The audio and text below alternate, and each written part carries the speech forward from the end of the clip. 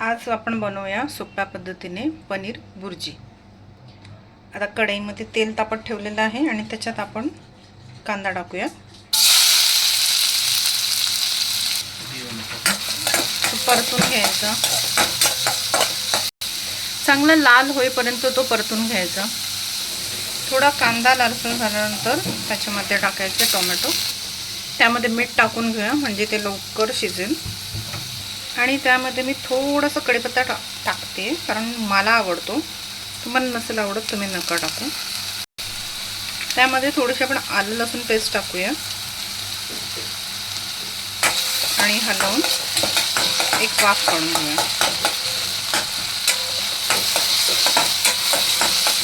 आता आपण त्याच्यामध्ये मसाले ॲड करूया।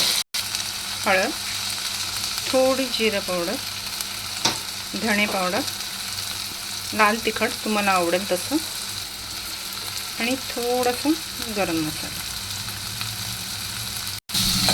आणि ते छान असं परतून घ्यायचं ते। आता आपण त्यात पनीर घालून घेऊया।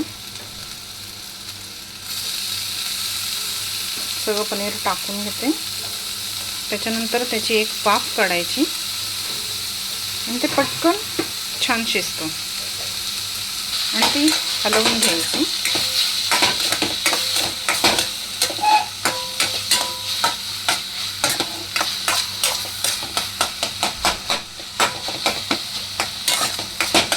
आता त्याची एक छान बघा आपली बुर्जी तयार आहे।